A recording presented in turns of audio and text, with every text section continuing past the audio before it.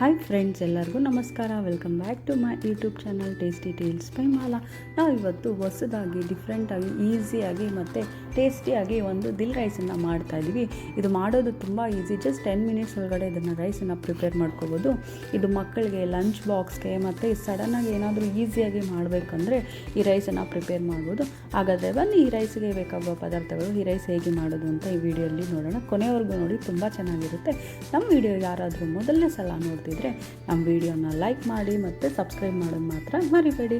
ಹಾಗಾದರೆ ಬನ್ನಿ ಇದಕ್ಕೆ ಬೇಕಾಗೋ ಪದಾರ್ಥಗಳನ್ನು ನೋಡೋಣ. ಮೊದಲಿಗೆ ಸ್ಟವ್ ಆನ್ ಮಾಡಿಕೊಂಡು ಒಂದು ಕಡಾಯಿನ ಇಟ್ಕೊಂಡು, ಬಾಣಲಿ ಅಥವಾ ಕಡಾಯಿನ ಇಟ್ಕೊಂಡು ಎಣ್ಣೆನ ಬಿಸಿ ಮಾಡ್ಕೊಳ್ಳಿ. ಒಂದು 2 ರಿಂದ 3 ಟೀ ಸ್ಪೂನ್ ಎಣ್ಣೆನ ಹಾಕ್ಕೊಂಡು ಎಣ್ಣೆ ಬಿಸಿ ಮಾಡಿಕೊಂಡು 1 ಸ್ಪೂನ್ ಜೀರಿಗೆನ ಹಾಕ್ಕೊಳ್ತಾ ಇದ್ದೀನಿ. ಮತ್ತು ಒಂದು 3 ಟೇಬಲ್ ಸ್ಪೂನು ಕಡಲೆಬೇಳೆನ ಒಂದು 1 ಟೇಬಲ್ ಸ್ಪೂನ್ ಕಡಲೆಬೇಳೆ, ಒಂದು 3 ಟೇಬಲ್ ಸ್ಪೂನು ಕಡಲೆ ಬೀಜನ ಹಾಕ್ಕೊಂಡು ಮತ್ತು 1 ಟೇಬಲ್ ಸ್ಪೂನಷ್ಟು ಉದ್ದಿನ ಬೇಳೆನ ಸೇರಿಸ್ಕೊಂಡು ಎಲ್ಲ ಒಂದ್ಸರಿ ಚೆನ್ನಾಗಿ ಮಿಕ್ಸ್ ಮಾಡೋಣ. ಕ್ರಂಚಿ ಆಗಬೇಕು, ಸ್ವಲ್ಪ ಚೆನ್ನಾಗಿರುತ್ತೆ. ಆವಾಗ ಇದಕ್ಕೆ ಹಿಂಗೆ ಒಂದು ಸ್ವಲ್ಪ ಸೇರಿಸ್ಕೊಳ್ತಾ ಇದ್ದೀನಿ. ಹಾಕೋದ್ರಿಂದ ಒಳ್ಳೆ ಫ್ಲೇವರ್ ಬರುತ್ತೆ ಮತ್ತು ಜೀರ್ಣ ಶಕ್ತಿ ಕೂಡ ಜಾಸ್ತಿ ಆಗುತ್ತೆ.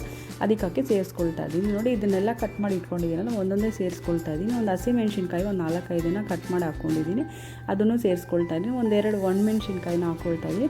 ಒಂದು ಅರ್ಧ ಕ್ಯಾಪ್ಸಿಕಮನ್ನು ಚಿಕ್ಕದಾಗಿ ಕಟ್ ಮಾಡ್ಕೊಂಡು ಇಟ್ಕೊಂಡು ಅದನ್ನು ಸೇರಿಸ್ಕೊಂಡು ಎಲ್ಲನೂ ಚೆನ್ನಾಗಿ ಒಂದ್ಸರಿ ಕಲಿಸ್ಕೊಳ್ತಾ ಇದ್ದೀನಿ. ಇದು ಚೆನ್ನಾಗಿ ಎಣ್ಣೆಯಲ್ಲಿ ಫ್ರೈ ಆಗಬೇಕು, ಆವಾಗಲೇ ಒಳ್ಳೆ ಫ್ಲೇವರ್ ಬರುತ್ತೆ. ಸೊ ಅದಕ್ಕಾಗಿ ಎಲ್ಲ ಒಂದ್ಸರಿ ಚೆನ್ನಾಗಿ ಫ್ರೈ ಮಾಡ್ಕೊಳ್ಳಿ. ಇವಾಗ ನಾವು ಒಂದು ಆನಿಯನ್ನ ತೊಗೊಂಡು ನೀಟಾಗಿ ಚಾಪ್ ಮಾಡಿ ಇಟ್ಕೊಂಡಿದ್ವಿ, ಕಟ್ ಮಾಡಿ ಇಟ್ಕೊಂಡಿದ್ವಿ, ಅದನ್ನು ಕೂಡ ಇದಕ್ಕೆ ಸೇರಿಸ್ಕೊಂಡು ಎಲ್ಲ ಒಂದ್ಸರಿ ಚೆನ್ನಾಗಿ ಫ್ರೈ ಮಾಡ್ತಾಯಿದ್ದೀವಿ. ಆನಿಯನ್ಸನ್ನು ಕ್ಯಾಪ್ಸಿಕಮ್ಮು ಲಿಡ್ ಕ್ಲೋಸ್ ಮಾಡಿಬಿಟ್ಟು ಒಂದು ಎಣ್ಣೆಯಲ್ಲೇ ನೀಟಾಗಿ ಫ್ರೈ ಆಗಬೇಕು, ಆ ಥರ ಮಾಡ್ಕೊಳ್ತಾ ಇದ್ದೀವಿ. ಸಾಫ್ಟ್ ಆಗಬೇಕು.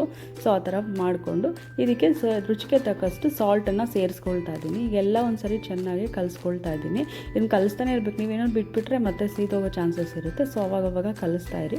ನೋಡಿ, ಇದು ದಿಲ್ ಲೀವ್ಸ್ ಅಂತ ತೊಗೊಂಡಿದ್ದೀವಿ, ಸಬ್ಸಿಗೆ ಸೊಪ್ಪು. ಇದನ್ನು ನೀಟಾಗಿ ಕಟ್ ಮಾಡಿಕೊಂಡು ಚಿಕ್ಕದಾಗಿ ಚಾಪ್ ಮಾಡಿ ಇಟ್ಕೊಂಡು ಇದನ್ನು ಸೇರಿಸ್ಕೊಳ್ತಾ ಇದ್ದೀನಿ. ಇದು ಹಾಕ್ಕೊಂಡ್ರೆ ಚೆನ್ನಾಗಿರುತ್ತಾ ಅಂತ ಡೌಟ್ ಏನಿಲ್ಲ, ಆರಾಮಾಗಿ ಹಾಕ್ಕೊಳ್ಳಿ, ತುಂಬ ಚೆನ್ನಾಗಿರುತ್ತೆ ಮತ್ತು ಒಳ್ಳೆ ಫ್ಲೇವರ್ ಕೂಡ ಕೊಡುತ್ತೆ ಇದು. ಸೊ ಎಲ್ಲ ಒಂದ್ಸರಿ ಚೆನ್ನಾಗಿ ಮಿಕ್ಸ್ ಮಾಡ್ಕೊಳ್ಳಿ. ಇದೇನು ಜಾಸ್ತಿ ಹೊತ್ತು ಮಾಡೋ ಅಷ್ಟೇ ಇಲ್ಲ, 1-2 ನಿಮಿಷಕ್ಕೆ ಎಲ್ಲನೂ ಫುಲ್ಲು ಚೆನ್ನಾಗಿ ಫ್ರೈ ಆಗಿಬಿಡುತ್ತೆ. ಆ ಫ್ಲೇವರ್ಸ್ ಎಲ್ಲ ಇಳ್ಕೊಳ್ಳುತ್ತೆ. ಸೊ ಲೀಡ್ ಕ್ಲೋಸ್ ಮಾಡಿಬಿಟ್ಟು 1-2 ನಿಮಿಷ ಮೀಡಿಯಮ್ ಟು ಲೋ ಫ್ಲೇಮಲ್ಲಿ ನೀಟಾಗಿ ಮಾಡ್ಕೊಂಡ್ಬಿಟ್ರೆ ಫ್ಲೇವರ್ಸು, ಆ ಸಬ್ಸಿಗೆ ಫ್ಲೇವರ್ ಎಲ್ಲನೂ ಇಳ್ಕೊಳ್ಳುತ್ತೆ. ಸೊ ಸಕ್ಕತ್ತಾಗಿರುತ್ತೆ. ಸೊ ಎಲ್ಲನೂ ಒಂದ್ಸರಿ ಈಗ ಕಲಿಸ್ಕೊಳ್ಳಿ. ಎಣ್ಣೆಯಲ್ಲಿ ಕಡಲೆ ಬೀಜ, ಕ್ಯಾಪ್ಸಿಕಮ್ಮು, ಆನಿಯನು ಎಲ್ಲ ಒಂದ್ಸರಿ ಕಲಿಸ್ಕೊಂಡು ಇವಾಗ ನಾವು ಆಲ್ರೆಡಿ ಕುಕ್ ಮಾಡಿ ಇಟ್ಕೊಂಡಿದ್ದೀವಿ, ಆ ರೈಸನ್ನು ಮಾಡಿ ಇಟ್ಕೊಂಡಿದ್ವಿ. ಆ ರೈಸನ್ನು ತೊಗೊಳ್ತಾ ಇದ್ದೀನಿ. ಆ ರೈಸು ಇವಾಗ ಇದಕ್ಕೆ ಹಾಕ್ಕೊಂಡು ಚೆನ್ನಾಗಿ ಮಿಕ್ಸ್ ಮಾಡ್ಕೊಳ್ಳೋಣ. ನೋಡಿ, ನಾವು ಇವಾಗ ಸಬ್ಸಿಗೆ ಸೊಪ್ಪು ಹಾಕಿದ್ದೀವಲ್ಲ, ಆ ಫ್ಲೇವರ್ ಎಲ್ಲ ಈ ರೈಸಿಗೆ ಬರಬೇಕು, ಆ ಥರ. ಅದಕ್ಕೆ ಮೀಡಿಯಮ್ ಟು ಲೋ ಫ್ಲೇಮ್ ಇಟ್ಕೊಂಡು ಚೆನ್ನಾಗಿ ಕಲಿಸ್ಕೊಳ್ಳಿ. ಜೋರಾಗಿ ಕಲಿಸ್ಬಿಟ್ರೆ ಅದು ಫುಲ್ ರೈಸ್ ಎಲ್ಲ ಕಟ್ಟಾಗೋ ಚಾನ್ಸಸ್ ಇರುತ್ತೆ. ಸೊ ನೀಟಾಗಿ ಕ್ಲೀನಾಗಿ ಸ್ಲೋ ಆಗಿ ಈ ಥರ ಮಿಕ್ಸ್ ಮಾಡ್ಕೊಳ್ಳಿ. ಸಖತ್ತಾಗಿರುತ್ತೆ. ಈ ಸರಿ ಒಂದ್ಸರಿ ಆದರೂ ಈ ಥರ ಟ್ರೈ ಮಾಡಿ ನೋಡಿ ಈ ರೈಸನ್ನು. ಸೊ ಈಸಿಯಾಗಿ ಲಂಚ್ ಬಾಕ್ಸ್ಗೆ ಇದೆಲ್ಲ ಪ್ರಿಪೇರ್ ಮಾಡ್ಕೊಂಡ್ಬಿಡ್ಬೋದು. ನಾವು ಎಲ್ಲ ಕಲಿಸ್ಕೊಂಡು ಒಂದು ಪೆಪ್ಪರ್ ಪೌಡ್ರನ್ನ ಒಂದು ಸ್ವಲ್ಪ ಹಾಕ್ಕೊಂಡು ಇದು ಲೆಮನ್ ಜ್ಯೂಸನ್ನು 1 ಟೀ ಸ್ಪೂನ್ ಸೇರಿಸ್ಕೊಂಡು ಎಲ್ಲ ಒಂದ್ಸರಿ ಮಿಕ್ಸ್ ಮಾಡಿಬಿಟ್ಟು ಸ್ಟವ್ ಆಫ್ ಮಾಡಿಬಿಟ್ಟು ಲೀಡ್ ಕ್ಲೋಸ್ ಮಾಡಿಬಿಟ್ಟು 2 ನಿಮಿಷ ಬಿಟ್ಬಿಡಿ. ಇವಾಗ ಅದನ್ನು ಒಂದು ಪ್ಲೇಟ್ಗೆ ಸರ್ವ್ ಮಾಡಿಕೊಂಡ್ರೆ ಸೂಪರಾಗಿರುತ್ತೆ. ಬಿಸಿ ಬಿಸಿಯಾಗಿ ಸಖತ್ತಾಗಿರುತ್ತೆ.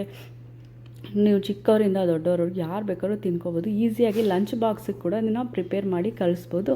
ಸೊ ಈ ಥರ 5-10 ನಿಮಿಷದಲ್ಲಿ ಇದನ್ನು ಪ್ರಿಪೇರ್ ಮಾಡ್ಕೋಬೋದು. ಇದೇನಾದರೂ ನಿಮ್ಗೆ ಇಷ್ಟ ಆಯಿತು ಅಂದರೆ ನಮ್ಮ ಚಾನಲ್ ಲೈಕ್ ಮಾಡಿ, ಶೇರ್ ಮಾಡಿ, ಸಬ್ಸ್ಕ್ರೈಬ್ ಮಾಡೋದು ಮಾತ್ರ ಮರಿಬೇಡಿ. Thanks for watching.